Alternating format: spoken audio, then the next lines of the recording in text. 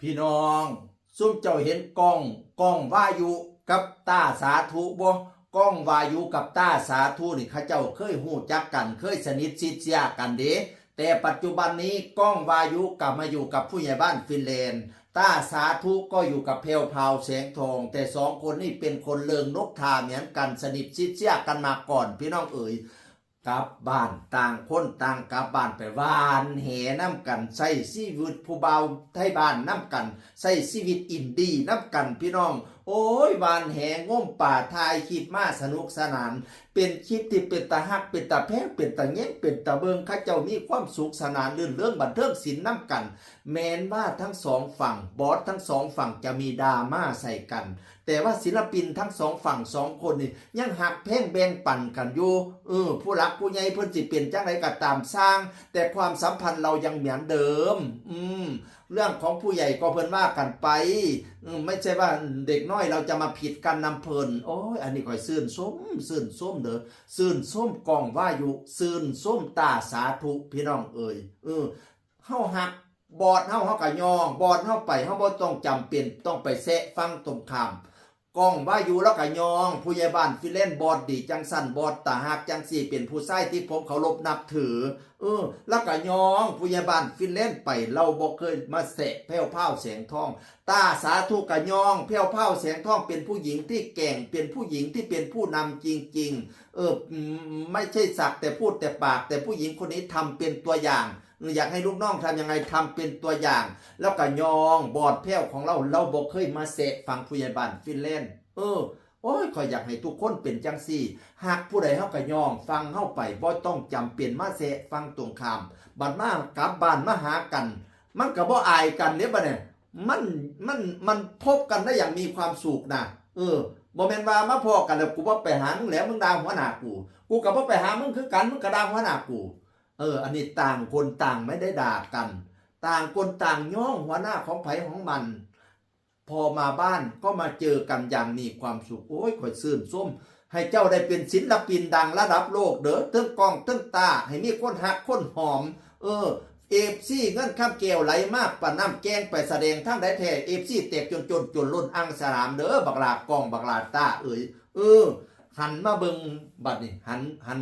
เบิงคนหักกันแล้วหันมาเบิงคนสร้างกันบัดนี่พี่น้องอันนี้ศิลปินเพิ่นหักกันได้บัดนี่FC บัดนี่ FC สองฝั่งโอ้ยผิดกันเพราะปันเลี้ยงเจ้าของพี่น้องด่าฟังตรงข้ามฟังนี่ก็ด่าฟังพุ่นก็ด่าฟังพี่ เห็นบ่แม่ใหญ่แบมขับรถส้นอันกับอุบัติเหตุนะอันรถเขาเจ้ามาส้นดากรถเก๋งแล้วนะพี่น้องFC ฟังแล้วกับผ้ากันไปเห็นอกเห็นใจให้กำลังใจเด้อสู้ๆเด้อเป็นห่วงเด้อผ้ากันส่งกำลังใจให้ยายแบมเนาะ FC ฟังนั่นก็ได้ FC มาแต่ทางใดบุอาจสิแม่นฟังตรงข้ามคาดลาดไปว่าเขาคนบาปพะนะว่าโอ้ยดอกเฮ้ยการเฮาบ่ฮักเฮาก็บ่ต้องเข้าไปบูหลอกบูลลี่เขาบ่ต้องเข้าไปว่าเขาก็เฮาบ่ฮักเขาก็ผ่านซั่นตัวเนาะเฮาสิเวไปเฮ็ดหยังคนบาปพะนะว่านั่นน่ะว่ายายแบมแล้วก็ศูนย์แล้วก็จัดหนักจัดเต็มแล้วเนาะเฮ้ยจับมาแขนทันทีจับแขนแล้วกันอัดคลิปว่ากันคอยเป็นคนบาปนั่นซุ่มอุบัติเหตุตามท้องถนนคือสิบาปบ่บาปแต่คอยดอกบาปแต่โคบเพราะอุบัติเหตุบ่มีแต่คอยผู้เดียวจิตใจเจ้าทำด้วยอะไรแล้วก็ว่าไปเนาะคันว่าคอยเป็นคนบาปเจ้าก็สิบาปเพราะปันคอยนั่น แล้วก็สะพอสมควรแม่ใหญ่แบมก็ได้โอ้ยเนาะเพราะว่าแม่ใหญ่แบมนี่คือ FC ตัวยงของฝั่งผู้ใหญ่บ้านฟินแลนด์พี่น้องฟังนี่ก็เลยอาจสิบ่พอใจไม่ใช่แบมปานใดเป็นเรื่องของ FC นะพี่น้องขนาดเห็นบ่ศิลปินเพิ่นยังถือกันเป็นหยัง FC เป็นหยังจักตอดกันบ่เศร้าพี่น้องเฮาบ่มาเข้าบ่ต้องเข้าไปตอดเขาบ่แม่นแต่ฟัง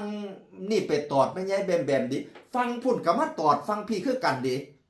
มาตอดนี่ลุยมาตอดนี่ลุยผู้จัดการของแพ้วพราวแสงทองมาตอดนี่ลุยว่าจังได๋วัดตินิลุยน่าจะตุยไปตั้งแต่ตอนลดความนะคนช่วยเหลือไม่เห็นความดีเขาน่ะว่าซั่นว่านี่ลุยน่าสิตุยไปแต่ตอนลดความกว่าเขาซอยเหลือแล้วบ่เห็นความดีเขาพี่น้องนี่ลุยก็เลยแคปหน้าจอแต่นี่แล้วเบอร์หน้า เราบ่ให้เห็นหน้าตาแล้วเราก็เขียนว่าพวกที่ตามด่าคนอื่นโดยที่ไม่ใช่เรื่องของตัวเองถามหน่อยว่าคนแบบนี้เกิดในสังคมแบบไหนครอบครัวพ่อแม่ไม่เคยสอนหรือว่าไม่เคยให้ความอบอุ่นเลยในชีวิตถึงได้มีนิสัยต่ำได้ถึงขนาดนี้บางทีสงสารนะพวกนี้ชีวิตคงไม่เคยได้รับความสุขจากสังคมหรือพ่อแม่เลยชีวิตและสมองถึงได้มีแต่อะไรต่ำๆแบบนี้เคสนี้ฟ้องค่ะรับคำขอโทษเป็นเงินสดเท่านั้นไม่มีเงินเสียก็ไปติดคุกเอานั่นโอ้นี่ลุยบ่ได้จับแขวนแต่ในลุยฟ้องค่ะทนายที่เก่งที่สุดในยโสธรเชิญค่ะที่ฉันจะฟ้องไปแซงให้เล่าตุยพี่น้องเอ๋ยไม่ใช่แบมบ่ฟ้องแต่งจับมาแขวนแต่นี่ลุยนี่แขวนแต่ว่าเบอร์ซื้อแต่ว่าฟ้องค่ะฟังไม่ใช่แบมเขาเจ้าก็เสียให้ฟ้องคือกันแต่ไม่ใช่แบมบ่ฟ้องจับแขนแล้วก็แล้วแต่ผู้นี้บ่แล้วนะคะฟ้องค่ะฟ้องค่ะเจ็บปวดพ่อปันกันถูกแขนถือคนลุ่มรักกับเจ็บปวดถือฟ้องกับเจ็บปวดฉะนั้นแล้วรู้ว่ามันเจ็บปวดเราอย่าไปหาแซะเลยพี่น้องเอ๋ยต่างคนต่างอยู่เขาจะผิดกันก็ผิดกันไปเราเป็น FC นะให้เอากล้องให้เอาต้าเป็นตัวอย่างนะเห็นไหมเขาขนาดเขาเป็นศิลปินทั้งสองฝั่งเขายังถูกกันได้เลยอันนี้เราแค่ FC เราเป็นทำไมถึงหาเลี้ยงเสร็จตัวเองเห็นไหมคนหนึ่งถูกจับแขนคนหนึ่งถูกฟ้องนะโอ้ยเจ็บปวดรวดเล่านะฉะนั้นเราคอยเล่นเตียนแล้วเตียนอีขันบ่ฮักกะเลียนพานขันบ่ฮักกะเลียนพานโอ้ยขอยันอันดามานี่ก็บ่จบบ่สิ้นจักอย่างผู้ใดก็ทราบหรือว่าเป็นคู่ผัวเมียที่ดามายาวนานที่สุดดาวนานข้ามปีเซะกันบ่เลิกบ่แล้วพี่น้องเอ่ยโอ้ยข่อยว่าเงียบมันบ่เงียบทั้งสองฟังดอกฟังนั่นกันฟังแม่ยิ่งก็บอกว่าบ่เคยได้รับความดูแลจากฝ่ายไส้เท่าที่ควรฉันต้องมีถูกอะไรทำให้ฝ่ายนั้นบ่ให้การใส่ใจสนใจดูแลเท่าที่ควรฝ่ายแม่ยิ่งออกมาเบาฝ่ายผู้ไส้ก็ว่าการนอกใจไม่ได้เกี่ยวกับอะไรทำไมทั้งสิ้นการนอกใจมันเป็นที่สันดานพะนะว่าโอ้ยพี่น้องเอ้ยบัดนี้ FC 2ฟังกับบอกว่าฟังข่อยเงียบแล้วเด้ฟังข่อยบ่ได้เบาเด้บางก็ว่าเจ้าแล้วเบาก่อนฟังเจ้าเบาก่อนฟังเจ้าต้องเบาก่อนใครพูดก่อนพูดหลังประชาชนพลเมืองเห็นเองพี่น้องเอ๋ยเอาให้มันได้ลงกินเน็ตบุ๊กซะให้เขาเฮ็ดสถิติซะว่าประเทศไทยเป็นประเทศที่มีดราม่าเลี้ยงผัวเมียยาวนานที่สุด เบิ่งไปว่ามันสิต่อไปจักปีพี่น้องเอ๋ยนั่นล่ะอยากให้คนไทยฮักกันแผ่นดินมันไหวน่ะเห็นบ่เขาเจ้าตุยไปจักศพแล้วเขาเจ้าหายไปจักชีวิตแล้วขู่ศูนย์หายกับบ่ทันพร้อมเที่ยจากว่าชีวิตเฮาสิม้อยละแมงไปย่ำใดแผ่นดินสิไหวใส่เฮียนใส่ซ่านเฮาปรับย่ำใดฮักกันไว้เปียงจักสิดราม่าด่าหมอยกันไปฮอดได้บ่ฮักกันไม่เถิดเราเกิดร่วมแดนไทยหากชนใดไร้รักสมัครสมานจะทำการถิ่นใดก็ไส้ผลประเทศชาติจะย่อยรับดับกลประชาชนจะเป็นสุขได้อย่างไร